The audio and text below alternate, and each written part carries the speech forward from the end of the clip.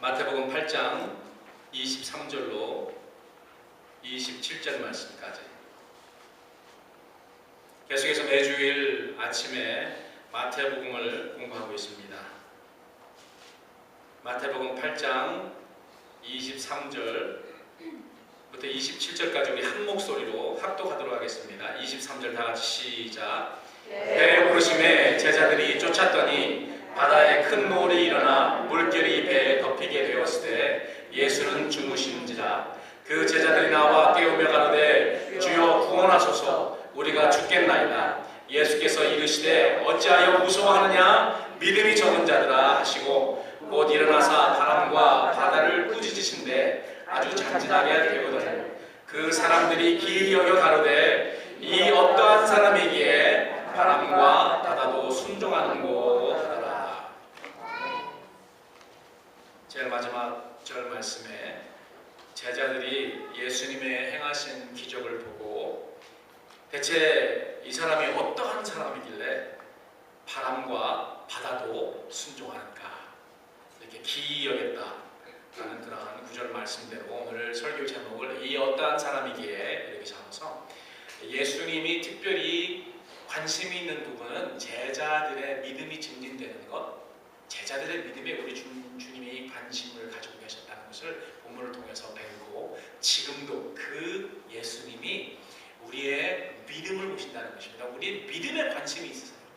예수님을 어떠한 분으로, 하나님을 우리가 어떠한 분으로 알고 믿고 순종하는가에 우리 주님은 관심이 많으십니다. 우리가 잘 알듯이 지난 몇 주일 동안 예수님이 많은 병자들을 치유하시는 그런 부분들을 우리가 공부했습니다. 중풍을 앓고 있던 가버나움 백부장의 종을 말씀으로 명령하여서 치유해 주셨고, 또 열병을 앓고 있던 베드로의 장모의 집에 베드로의 집에 들어가서 열병을 앓고 있는 베드로의 장모를 고쳐주십니다. 이 소문을 들은 많은 사람들은 예수님 앞에 병자들을 데리고 나오죠. 달이 저물었는데도 불구하고 막 사람들이 모여듭니다. 예수님이 하루 종일 사역을 하시고 병도 고치고 귀신 들린 자도 쫓아내시고 이렇게 하였기 때문에 예수님이지만 여러분 잘 아시잖아요. 예수님도 피곤하셨습니다. 예수님도 육신을 가지고 계셨지만 하나님의 아들이시지만 육신을 가지고 계셨기 때문에 예수님도 피곤하셨어요. 그래서 사람들이 애워싸는 것을 보고 이제 날이 저물었습니다. 어둑합니다. 해가 떨어졌습니다. 제자들에게, 아마 내 생각에는 베드로의 배였던 것 같아요. 베드로에게 명령해서 야, 우리 저 건너편으로 가자. 건너편이면 가브나움에서 건너편은 저 가다라라고 하는 거라사 지역입니다. 그래서 우리가 좀 이 지역이 어디인지, 예수님이 지금 제자들에게 배를 타고 우리가 가자고 하는 부분이 어디인지 우리 피로 집사님이 뒤에다가 비디오를 좀 쏴주시면은 여기가 지금 이스라엘의 갈릴리 호수가 이게 가운데 구멍 뚫어진 것처럼 보이는 게 갈릴리 호수입니다. 갈릴리 호수고 이쪽 왼쪽이 지중해고, 좀 더 가까이 가서 저쪽 부분이 이제 지중해인데요. 북쪽과 남쪽에 이렇게 있습니다. 또 보세요. 여기가 가버나움입니다. 베드로가 살던 예수님의 주된 그러한 그 사역지였던 가버나움에 그 백부장도 고쳐주셨고, 여기에 가버나움에 또 회당장 야이로도 있고, 그래서 이제 건너가자고 한 곳이 바로 이 저쪽 비탈길이 있는 언덕 저쪽 한 1000피트가 되는 그런 산이 비탈길이 있는 가다라 거라사 지방입니다. 어떤 배를 타고 가셨을까요? 이런 배를 타고 가셨습니다. 여기는 한 10명 정도, 길이가 한 10m 되고 폭이 한 2.5m 되는데 저쪽 뒤에 보면은, 뒤쪽에 보면은 조그마한 그런 한 사람이 들어가서 이렇게 누우면은 좋을 만한 이 뱃고물이 있습니다. 뱃고물이라는 것은 그 선미, 배의 뒷부분에 있는 뭐 여러 가지 장비들을 넣어 놓을 수 있는 그런 부분이죠. 그런 부분에 우리 주님께서 들어가셔서 베개에 베고 주무시는 그러한 장면이 기록이 되어 있습니다. 예수님께서 갈릴리 바다를 가로질러 건너편으로 가시기 원하셨던 것은 잠깐이나마 배에서 안식을 취하시기 위함도 있지만 더 중요한 목적은 동행하는 제자들의 믿음을 증진시켜 주시기 위함이라는 것을 우리는 알 수 있습니다. 예수님에게는 백성들을 위한 그런 치유사역, 온전히 치유사역, 많은 그런 시간 치유사역을 하셨어요. 예수님에게는 백성들을 위한 그런 치유사역보다도 더 중요한 것이 뭐였냐면 제자들을 훈련시키고 제자들의 그 믿음을 증진시키는 그런 일이었습니다. 그래서 오늘 본문을 통해서 자기에 대한 제자들의 믿음을 확인하시고 그 믿음을 증진시키기를 원하셨던 예수님의 모습을 살펴보기를 원합니다. 살펴보면서 지금도 우리의 믿음을 확인하시고 우리의 믿음을 증진시키시는 우리 주님을 바로 볼 수 있기 원하는 것입니다. 제자들은 주님을 모시고 건너편으로 향했고요. 다른 배들도 따랐다. 오늘 마태복음 본문에는 나와 있지 않지만은 마가복음을 보면은 다른 배들도 예수님을 따랐습니다. 아마 예수님이 타신 배에는 12제자와 예수님이 같이 이렇게 탔던 것 같고 그 12제자만 예수님을 따랐던 것이 아니고 예수님 제자들이 더 많이 있었습니다. 그 사람들도 아마 요한과 야고보가 가지고 있었던 그 배에 함께 타서 적어도 2배가 그 거라사 지방으로 그 갈릴리 가버나움의 건너편으로 가지 않았을까 우리가 이렇게 생각할 수 있죠. 그런데 호수 한가운데 이르자 갑자기 광풍이 일어나 배에 물이 들어와 배에 가득하게 되었습니다. 여러분 이게 낮이 아니에요. 낮이 아닙니다. 이 지금 날이 저물어서 완전히 이제는 기울고 아주 칠흑같이 깜깜한 그런 밤에 지금 가고 계십니다.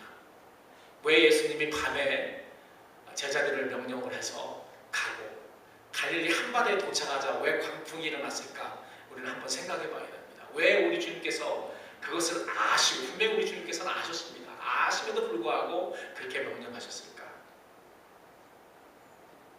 광풍은 일어나는데 배에 물이 가득히 들어오기 시작해서 이제는 가라앉게 됐는데도 불구하고 우리 주님은 주무시고 계십니다.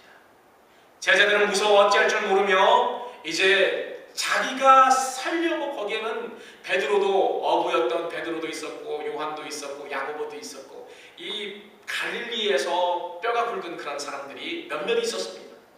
그렇기 때문에 뭐 광풍을 한두 번 만난 건 아니겠죠. 그래서 자기 힘으로 그 배에 들어온 그런 물을 빼내려고 노력을 했겠죠. 그럼에도 불구하고 이제는 안 되니까 이제 뱃국물에 계신 주님에게 가서 제자들이 여러 명이 가서 예수님을 깨웁니다. 선생님, 우리가 죽게 된 것을 돌아보지 아니하시나이까? 막 급한 그런 큰 목소리로 그렇게 예수님을 깨웠겠죠. 평온하게 주무시는 주님을 소리질러 깨웁니다. 이 모습을 통해서요, 우리는 여기서 중요한 사실 3가지를 알 수 있습니다. 첫 번째는 뭐냐면은 주님을 모신 배나 주님을 모시지 않는 배나 그날 다 광풍을 만났다는 것이죠. 적어도 그 갈릴리 바다에 그날 예수님 배만 떠 있는 것이 아니었지. 예수님 모신 그 배만 떠 있는 것이 아니고 아마 다른 배들도 있었을 것입니다. 많지는 않았지만 다 광풍을 만난 것처럼 예수님을 주님으로 모신 성도들이나 그렇지 않은 세상 사람들이나 이 세상에서는요 다 이 광풍 같은 재난이 찾아올 수 있다는 것입니다. 믿지 않는 사람에게만 이런 광풍 같은 재난이 찾아오는 것도 아니고 또 믿는 사람에게만 찾아오는 것이 아니고 신불신간에 모든 사람에게 종종 이런 광풍 같은 재난이 찾아온다는 것이죠. 예수님을 주님으로 모셨다고 화창하고 평온한 날씨가 계속 그런 날씨만 계속되는 것이 아니라는 겁니다. 지난 수요일부터 계시록 강좌가 시작이 됐습니다. 많은 성경학자들과 그들의 가르침을 믿는 사람들은 계시록에 기록된 여러 가지 재난과 환난이 성도들과는 아무 상관이 없습니다. 이렇게 생각하시는 사람들이 많이 있습니다. 왜? 그 마지막 환난에 들어가기 전에 모든 교회가 다 쉬고 한다고 생각하기 때문에 재난과 교회와 성도들과는 별 상관이 없습니다라고 이야기를 하십니다. 그러나 이 세상에서는 뭐 예수님 때부터 지금까지 또 마지막 예수님이 재림할 때까지 신불신간의 고난과 재난이 끝이 없이 있습니다. 예수님 오시는 그날까지 있으십니다. 마지막 환난 때도 교회가 사라지는 것이 아니고 교회가 휴무하는 것이 아니고 예수님께서 재림하셔서 마지막 7 대접 재앙을 쏟으실 때까지 그 바로 쏟으실 그 직전까지는 교회가 있는 거예요. 그래서 신불신간의 모든 사람들이 그 재난을 겪게 됩니다.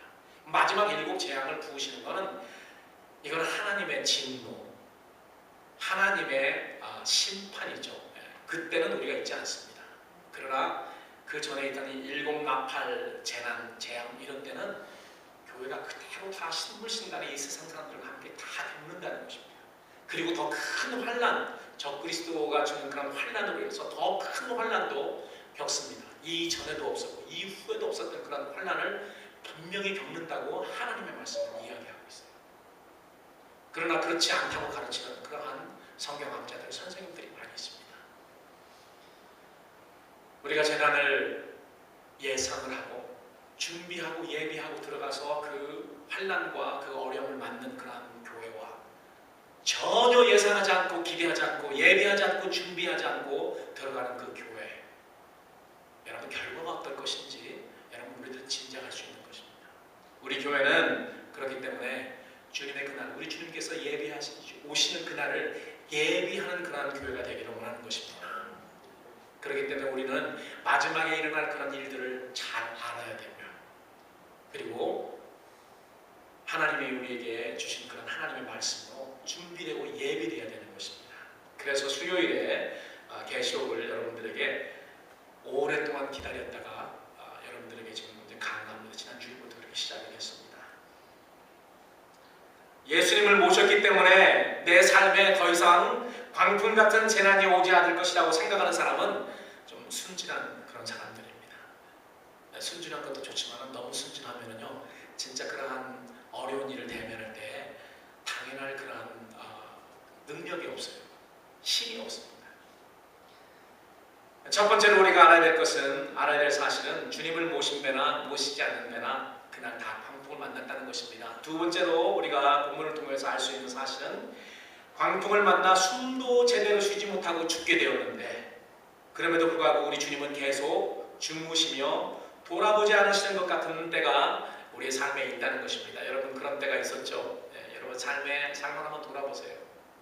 참 나는 진짜로 죽게 생겼는데 우리 주님이 진짜 나를 보고 계시는 건가? 주님이 나와 함께 하신다고 그랬는데 주님이 나와 진짜로 함께 하고 계시는 건가? 나한테 관심이나 있으신가? 어떻게 만약에 관심이 있으시고 나와 함께 있으시면은 우리 주님이 꼭 주무시는 것 같으신가? 돌아보지 않는 것 같은 그러한 느낌이 있을 때, 그런 때가 있습니다.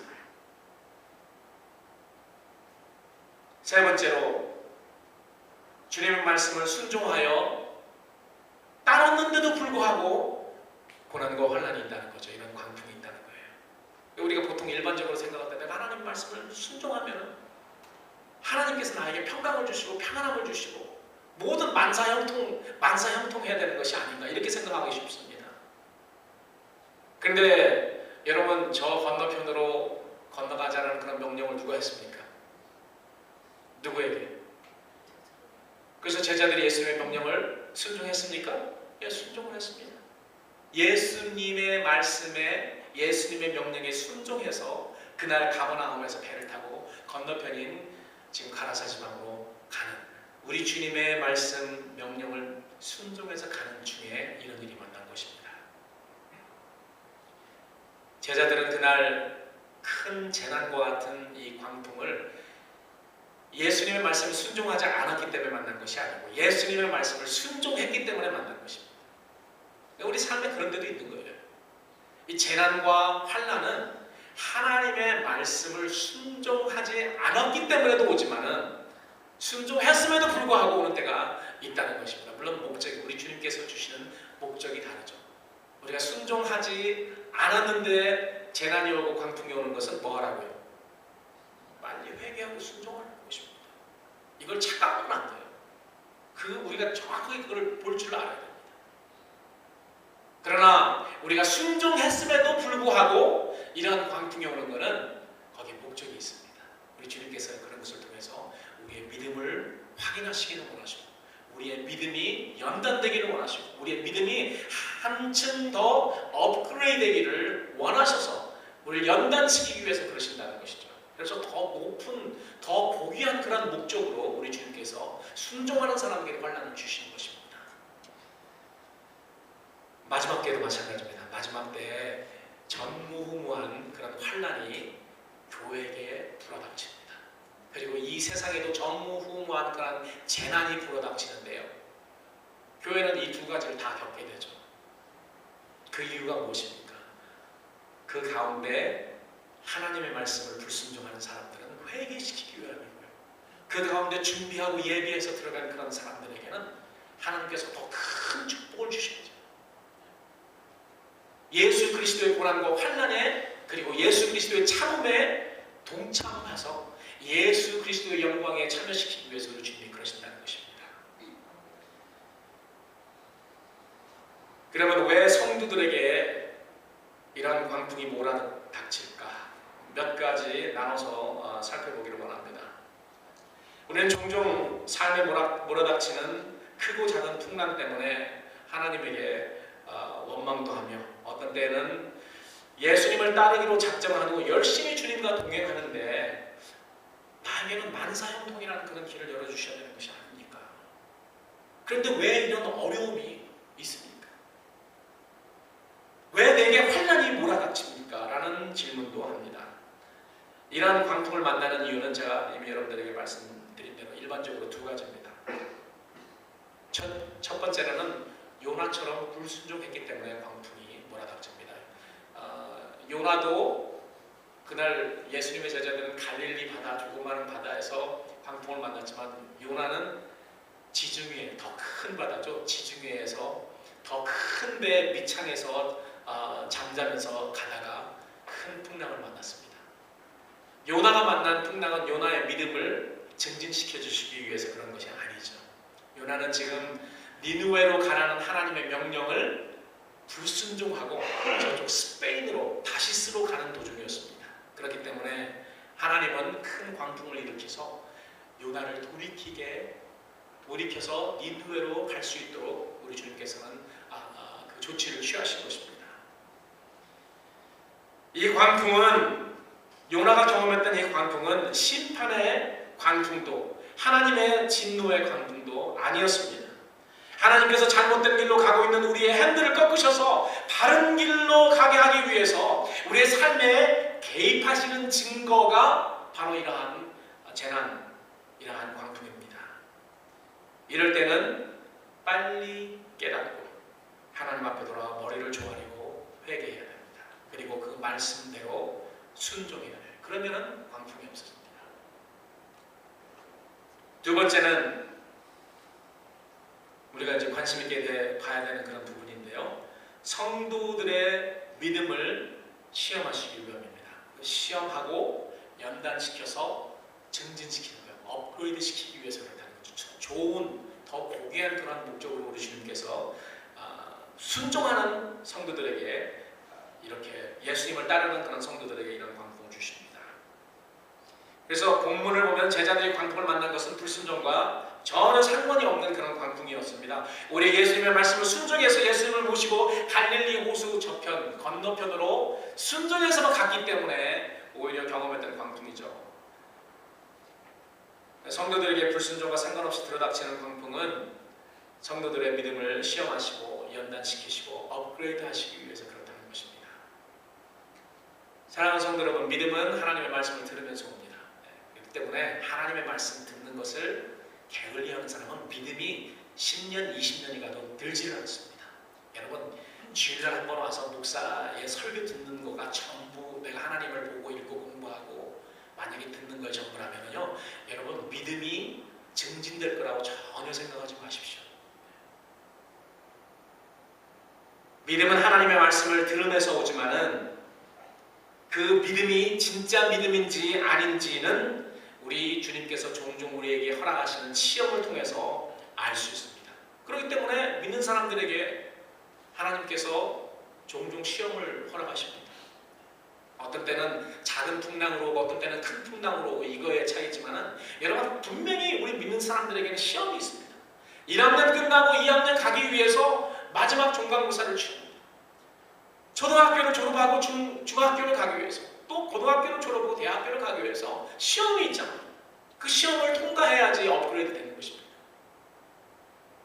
누가복음 평행구절을 보면은 마태복음에는 그 후에 나오지만은 누가복음에 보면은 예수님께서 이 호수를 건너가자고 제자들에게 명령하기 바로 직전에 어떤 거가 나오냐면은 그 씨 뿌리는 자의 비유와 그 해석이 나옵니다.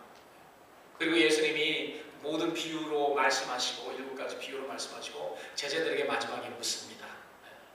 너희들이 이 모든 것을 이해했느냐? 그럴 때 제자들이 뭐라고 말하죠? 자신 있게 Yes, sir. I completely understood.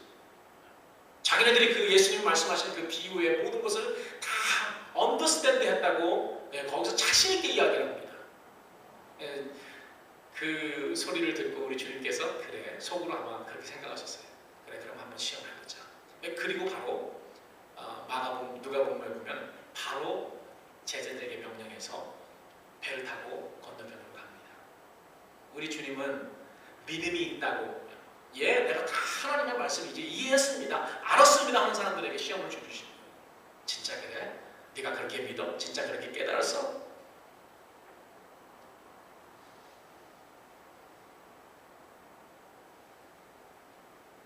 하나님 나라의 비밀에 관한 이 지식이 단순한 그런 지식인지 아니면 깨달아 마음으로 받아들여서 믿음의 열매를 맺을 수 있는지 분별하기 위해서 우리 주님은 환난과 고난이라는 시험을 우리에게 종종 주시고 우리들은 그 시험을 통과해야 되는 것입니다.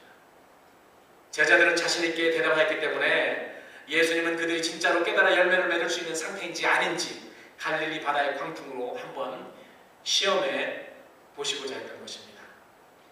예수님께서 제자들을 이렇게 종종 시험하신 것처럼 우리 성도들에게도 시험을 허락하셔서 연단시키는 거예요. 그래서 우리 삶에 지금 여러분들 어려움을 겪고 왜 나는 이렇게 힘든가? 왜 이렇게 어려운가?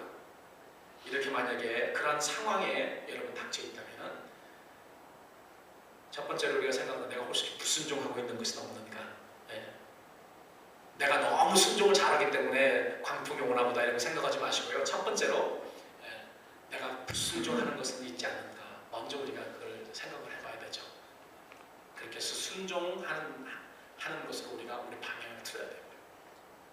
우리가 순종하는데도 불구하고 이런 일이 왔다면은 이제 오늘 본문 말씀을 통해서 우리가 이해하는 것처럼 하나님께서 나의 믿음을 증진시키고 우리 주님이 원하시는 그런 정금 같은 그런 믿음으로 나타나게 하시기 위해서 이렇게 하시는구나. 그럴 땐 어떻게 합니까?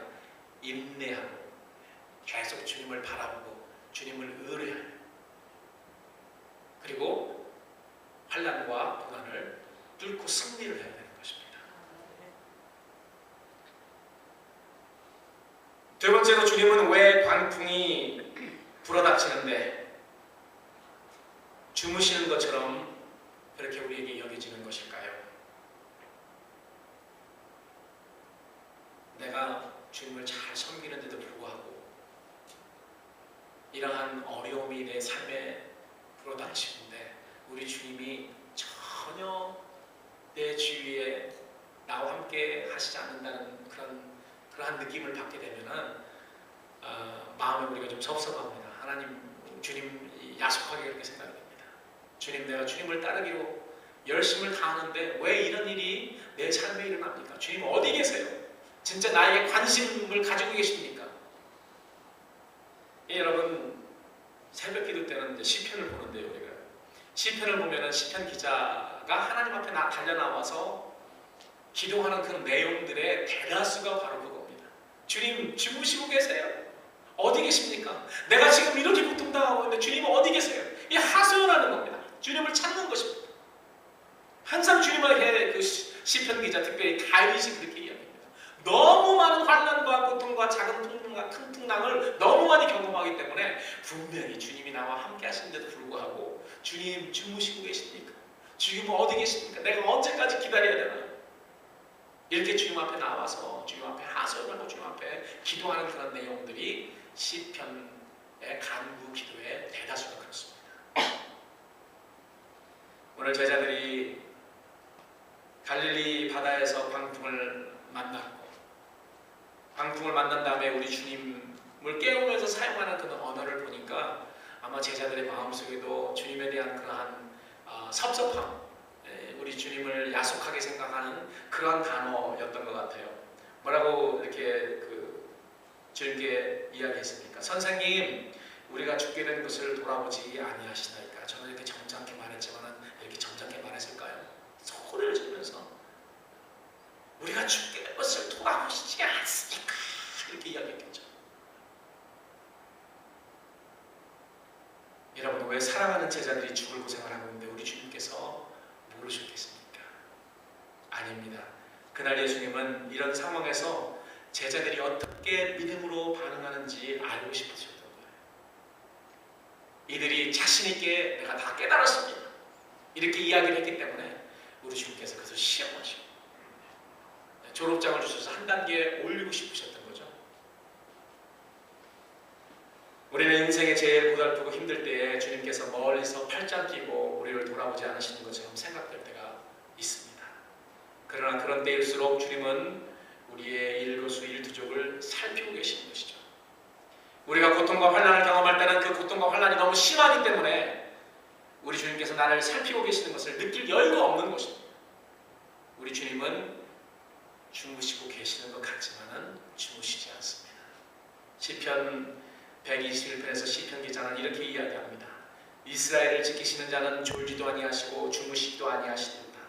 여호와는 너를 지키시는 자라. 여호와께서 내 우편에서 내 그늘이 되시나니 낮에 해가 너를 상치 아니하며 밤에 달도 너를 해치 아니하리로다. 라고 이렇게 고백을 하였습니다. 예수님은 자기와 함께 행선하고 있는 제자들이 이런 상황에서 어떻게 믿음으로 반응하는지 보고 싶었던 거지, 이들이 그런 광풍 속에서 고통을 겪고 멸망하는 것을 원하는 것이 아닙니다. 그렇기 때문에 우리가 이러한 광풍 속에서요, 믿음으로 반응하고 우리 주님을 바라보고 의뢰하면은, 그리고 인내로 승리하면은 이런 광풍은 자연히 사라집니다. 여러분, 이 두 가지를 기억하세요. 내 삶에 어려움이 닥칠 때요, 어려움이 오잖아요. 성도들은 그렇게 생각해요. 첫 번째는 내가 불순종하는 것이다. 순종하는데도 불구하고 내게 이런 어려움이 닥치면 인내로 내가 주님만 의뢰하고 주님만 바라보고 주님만 기대하며 인내로 승리해야 되는 것입니다. 이겨내야 되는 것입니다. 참아야 되는 것입니다. 그럴 때 우리 주님은 우리의 믿음을 한 단계 업그레이드 시켜주시고 광풍을 잠잠케 하시는 것입니다. 여러분, 제자들이 두려워하지 말아야 될 그런 이유가 있었습니다. 첫 번째는 뭐냐면은, 제자들이 그런 광풍 속에서도 두려워하지 말았어야 될 그런 이유는 주님의 약속이 있었잖아요. 주님이 뭐라고 말씀하셨습니까? 얘들아, 갈릴리 바다를 지나서 저 건너편으로 가자. 예수님이 가자고 해서 예수님이 간다고 하셨으면 거기까지 가는 겁니다. 우리 주님의 약속이 있었기 때문에. 주님의 명령은 항상 그것을 가능케 하는 그런 힘이 부여됩니다. 우리 주님께서 가라, 가자 했을 때는 갈 수 있도록 우리 주님께서 필요한 모든 은혜와 모든 능력과 모든 것을 주시는 거예요. 호수 저편으로 건너가자고 주님이 말씀하셨다면 또한 주님께서 반드시 그 일을 이루실 것이라는 것을 제자들은 믿었어야 됩니다. 주님께서 약속하신 것은 평탄하고 형통한 그런 항해가 아니었고 목적지에 반드시 도착할 것이라는 그런 약속이었습니다. 그 약속대로 그 배는 그날 목적지까지 가게 되었습니다. 그 중간에 뭐 광풍이 일어나고 뭐 어떤 어려움이 있었는지 모르지만은 그 목적지까지 갑니다. 여러분, 성도들에게 우리 주님께서 약속하셨잖아요. 야, 우리가 함께 천국에 가자. 하나님 나라에 함께 가자. 내가 너희와 동행해서 같이 가라. 중간에 어떤 어려운 일이, 어떤 고통이, 어떤 환난이 일어날지는 모르지만 우리 주님이 내가 함께 끝까지 가주마. 내가 시작했으니까 내가 이루어주마 하신 그 약속을 믿는다면 끝까지 참아야 됩니다. 끝까지 견디고 참는 자는 구원을 얻으리입니다. 이런 주님의 약속이 있었기 때문에 제자들은 그날 두려워하지 말았어야 됩니다. 이러한 약속을 우리는 가지고 있습니다. 성도들은 이러한 주님의 약속을 가지고 있기 때문에 이 세상에서 우리의 신앙의 항해를 할 때 어떠한 그러한 광풍과 어떠한 어려움이 있을지라도 우리는 두려워하지 말아야 돼요. 그리고 주님의 약속을 믿고 끝까지 견디고 참아 승리해야 되는 것입니다. 자, 두 번째로 제자들이 두려워하지 말아야 되었어야 될 그런 이유. 그 배에는 누가 타고 있었습니까? 주님이 타고 있었습니다. 물론 나 혼자 타고 있지는 않고 제자들도 같이, 다른 제자들도 같이 타고 있었죠. 제자들 12명이 같이 탔었습니다. 여러분, 신앙생활은 나 혼자 하는 게 아니에요. 같이 하는 겁니다. 그러나 그보다 더 중요한 건 누가 타고 있었다고요? 예수님 타고 있었어요. 그렇기 때문에 제자들은 그날 두려워하지 말았어야 됩니다. 세 번째로, 그날 제자들이 두려워하지 말았어야 될 그런 이유 중에 하나는 광풍 가운데 평온히 주무시는 주님을 볼 수 있었기 때문에 그렇습니다. 막 상황이 급하게 해서 주님을 깨우러 문을 두들기고, 문을 뭐 두들겼습니까? 뭐 똑똑똑 주님 이렇게 했겠습니까? 문을 팍 차고 들어갔을 것 같아요. 베드로가 제일 먼저 문을 발로 뻥 차고 들어가서, 그렇게 급하게 들어갔지만은 들어간 다음에 우리 주님이 평온히 주무시고 계시는 그런 모습을 봤다면은 우리 주님처럼 평온했어야 됐죠. 우리 주님이 원하셨던 건 그겁니다. 진짜로 믿음의 고참들, 믿음의 하이 레벨에 있는 사람은 어떠한 그런 세상의 어려움이 닥쳐도, 그것이 크고 작은 어떠한 광풍이라 할지라도 평강을 주시는 평강의 왕이신 우리 주님의 그 평강한 모습, 하늘의 평강한 그런 은혜를 우리가 맛본다면 어떠한 광풍 속에서, 풍랑 속에서도 우리는 주님처럼 평안할 수 있는 것입니다.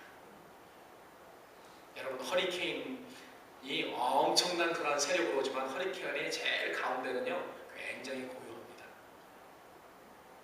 그렇기 때문에 우리 믿음의 사람들은 그 가운데, 그 풍랑 속의 가운데서 예수 그리스도의 평강함을 우리가 나눠서 가져야 되고, 우리 삶의 어려움이 왔을 때 그래야 된다는 것이죠.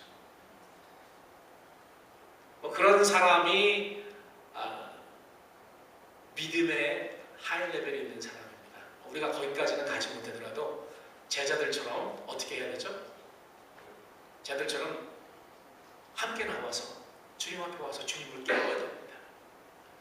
이거조차도 아니면, 이거조차도 하면 믿음이 있다는 말을 할 수가 없어요. 이게 뭡니까? 우리 어려움 닥칠 때 어떻게 하는 거예요? 함께, 성도들과 함께 우리 주님 앞에 나와서, 그리고 오늘 주님 발 앞에 또 주님을 기다리며 이러한 찬송을 불렀습니다. 말만 그렇게 하고 찬양만 그렇게 하지만 진짜로 우리가 어느 때나, 우리가 환난을 만났을 때나 만나지 않았을 때나 우리가 나와서, 여러분, 내 자신이 환난을 만나지 않았을지라도 여러분, 우리가 주위를 바라보면 환난 만난 사람들이 많습니다. 광풍 만난 사람들이 많습니다. 우리 교회뿐만 아니고 예수님을 믿는 사람들 중에 광풍 만난 사람들이 많아요. 그런 사람들을 위해서 함께 주님 앞에 나와서 주님을 흔들어 깨우고 같이 합심해서 기도해야 되는 거 아닙니까? 우리 성도들의 모습을 보면은요, 자기들이 광풍을 안 만나서 그런지 모르지만 전혀 그러지 않아요. 다른 사람들은 지금 광풍 만나서, 그런데 합심해서 같이 나와서 주님 앞에 와서 주님을 깨워야 되는데,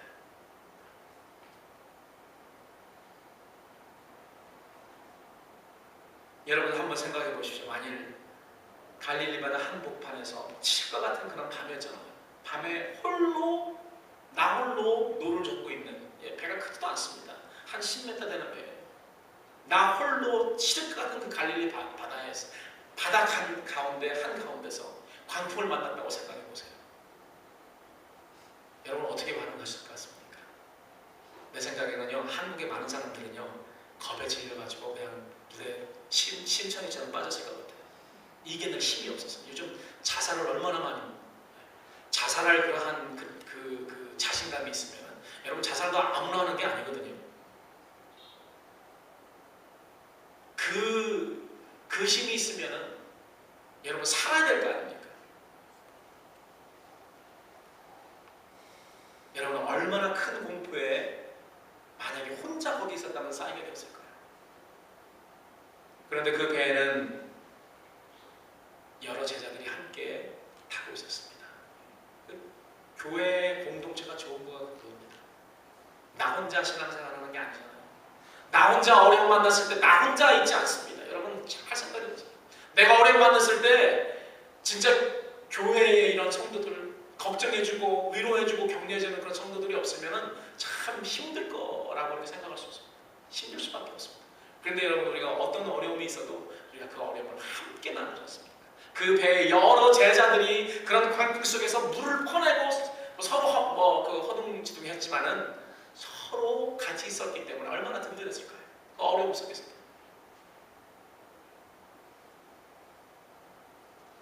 함께 육지로 나아가려고 노를 젓고 힘썼을 것이 분명합니다. 24절을 보니까 자기들 힘으로 안 되는 것을 깨닫고 함께 주님께 나와서 주님을 깨웁니다. 주여 주여 우리가 죽게 된다이다. 합심해서 중보기도 합니다. 질거가 젖은 이 세상에 서로 어렵고 힘들 때 같이 돕고 위로하고 위로받는 곳이 교회이고요.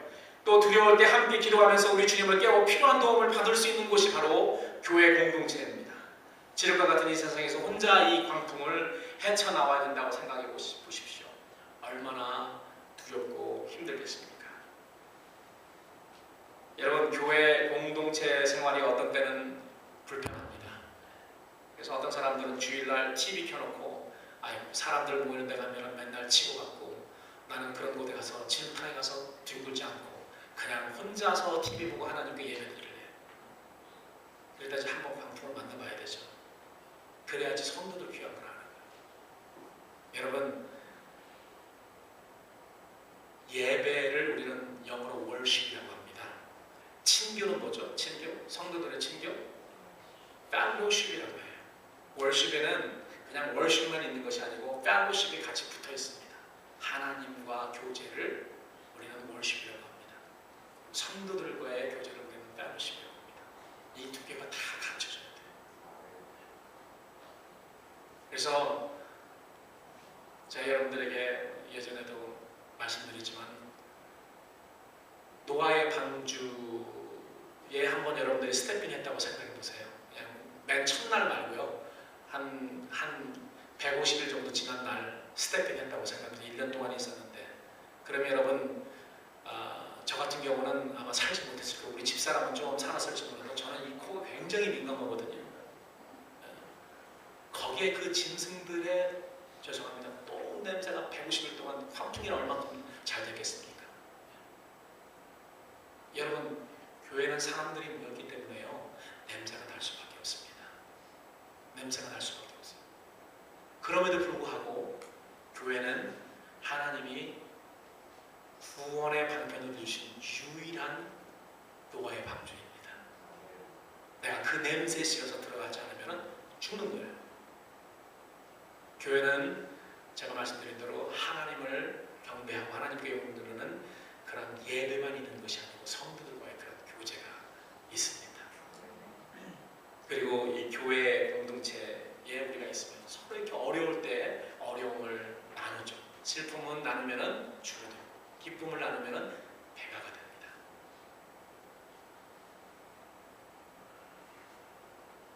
그러나 그 공동체, 그 교회 공동체에도 예수님이 없이는 그 광풍을 헤쳐 나아갈 수가 없습니다. 그 배에 그날 주님이 계시지 않고 제자들만 있었다면 그것은 교회의 모습이 아니죠. 본문에 기록된 갈릴리 바다 이 배는 망망대해인 이 세상을 향하는 우리 교회의 모습입니다. 크나 작으나 모든 배들은 파도를 겪습니다. 경험합니다. 큰 교회나 작은 교회나 중요한 것은 예수님이 그 배에 타고 계신가 하는 그 사실이죠. 우리가 서로 모여서 성도들끼리 우리가 교제하고 너무너무 친하고 너무너무 좋은 일, 굳은 일 다 참여하고 다 쉐어하는데 너무너무 기쁘고 너무너무 행복한데 그 가운데 예수님이 계시지 않으면요 그거는 교회 공동체가 아닙니다. 교회 공동체가 아니에요.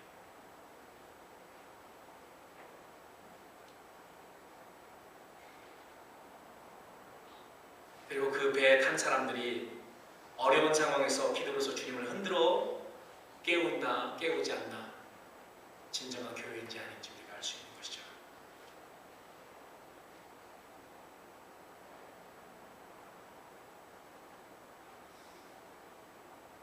비록 우리 교회에 교인들이 아닐지라도, 광풍을 겪는 사람들이 비록 우리 교인이 아닐지라도, 여러분 우리는 깨어서 모든 성도들을 위해서 중보해야 됩니다. 여러분 중보하는 사람들이요, 베드로가 이렇게 이야기하죠. 베드로전서에서 우리를 나라와 제사장 삼는다. 우리를 택하신 족속, 왕 같은 제사장 삼는다. 사도 요한계시록에서 우리를 나라와 제사장 삼는다. 근데 여러분 거기 나라라는 그런 말이요, 또 국가를 말하는 것이 아니고 더 좋은 사고, 원어의 그 사고는 그 나라란 말이 어떤 말로 나오냐면 왕으로 나옵니다. 그래서 예수님께서 우리 그리스도인들을 부른 거는요, 왕과 제사장으로 부르신 거예요. 택하신 족속, 어떤 족속이죠? 12지파 중에서 어떤 족속을 하나님께서 택하셨습니까? 그게 레위 족속, 레위 지파. 레위 지파가 어떤 사람들이에요? 제사장 지파잖아요. 하나님께서 우리 그리스도인들을 하나님의 백성들 중에서 특별히 택하신 족속, 하나님과 백성 사이에서 섬기는 레위 족속, 영적인 레위 지파, 제사장 지파, 제사장들을 만드신 것입니다. 그런데 우리가 하나님의 백성들과 하나님 사이에서 뭘 하고 있습니까? 여러분들은 뭘 하고 계세요?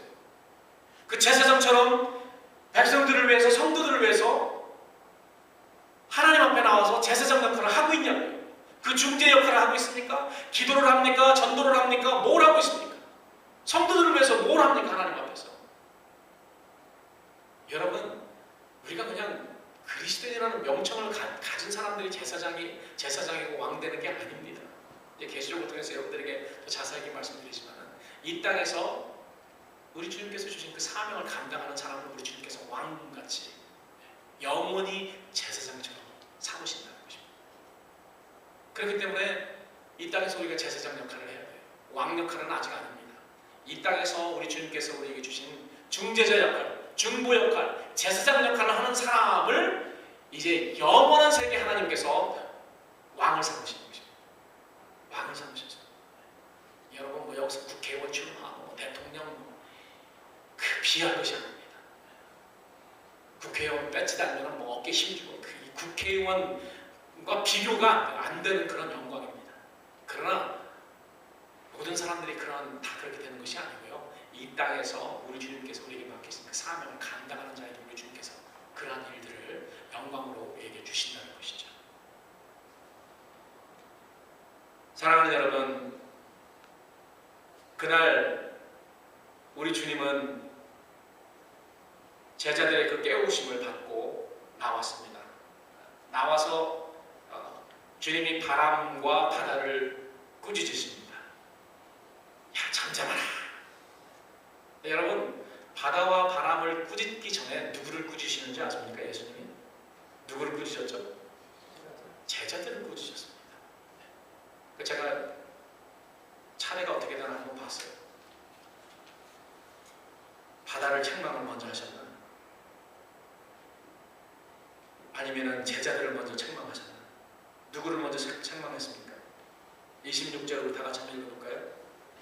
26절 다 같이 시작. 이르시되 어찌하여 무서워하느냐, 믿음이 적은 자들아 하시고 곧 일어나사 바람과 바다를 꾸짖으신데 아주 잔잔하게 되거든. 누구를 먼저 꾸짖으셨어요? 완전히 얼굴이 새파랗게 질려가지고 막 호들갑 떨면서 와서 예수님을 깨우는 그 제자들을 이렇게 일어나시다고 어찌하여 무서워하느냐, 믿음이 적은 자요. 그리고 바깥으로 나오셔서 바람과 바다를 꾸짖으셨습니다. 예수님의 관심은 광풍이 아니에요. 그죠? 만약 예수님의 관심이 광풍이었다면 먼저 예수님께 나와서 바다를 꾸짖으시고 그 다음에 후에 제자들에게 너희들은 왜 믿음이 그렇게 없니? 이렇게 말씀하셨어요. 그러나 그것이 아니고 우리 주님의 관심은 제자들의 믿음이었기 때문에 믿음이 없이 새파랗게 질려서 우리 주님께 나와서 우리 주님을 흔드는 그 제자들의 모습을 보고 예수님 먼저 그들을 책망했습니다. 예수님을 깨웠기 때문에 책망한 것이 아니에요. 예수님이 그날 막 피곤해서 주무시는데 야, 나 피곤해 죽겠는데 왜 깨우니? 이것 때문에 우리 주님께서 책망하신 것이 아닙니다. 그들이 또 찾아와서 어려운 일이 있을 때 예수님을 깨웠기 때문에 책망한 것도 아닙니다. 그날 예수님께서 제자들을 책망하신 이유가 있죠. 그 이유가 무엇입니까? 와서 새파랗게 질려가지고 무서워서 예수님을 깨웠기 때문에 그렇습니다. 그래서 예수님께서 그렇게 말씀하시잖아요. 어찌하여 무서워하느냐? 믿음이 적은 자요. 그날 예수님의 제자들이 무서워했던 그 이유는 우리 주님에 대한 믿음이 없었기 때문에 그렇습니다. 우리가 삶을 살면서 어려운 재난과 어려움이 닥쳐오는데 그때 우리가 무서워한다는 것은 예수님이 여러분들에게 어떤 분이시라는 것을 모르기 때문입니다. 예수님을 믿는다고 하지만 믿지 않기 때문에 그런 거예요. 오늘 우리 주님께서 이 본문을 통해서 이 상황을 통해서 제자들에게 가르치시고 싶었던 그 교훈이 바로 거기에 있습니다. 그리고 오늘도 우리 주님께서 성령을 통해서 이 말씀을 통해서 우리 빛나는 교회 성도들에게 말씀하시고자 하는 그런 교훈도 바로 그겁니다. 우리 주님은 우리의 믿음에 관심이 있으시죠. 그리고 어떤 상황에서도 우리가 두려워하지 않고 예수님을 믿는 예수님이 누구신지 하나님의 살아계신 하나님의 아들이시오 그리스도라는 것을 믿는 그러한 믿음, 그러한 믿음이 있으면은 우리 주님과 함께 평강하게 그 광풍을 맞이할 수 있습니다. 그러나 예수님의 제자들은 그 예수님이 하나님의 아들이시오 그리스도라는 것을 몰랐습니다. 그렇기 때문에 뭐라고 말했죠? 예수님이 바다와 바람을 잠잠케 하니까 뭐라고 말했습니까? 우리 설교 오늘 제목 다 같이 시작. 이 어떠한 사람이기에 네, 이 어떠한 사람이기에 바람과 바다도 잠잠해지고 순종하는 것.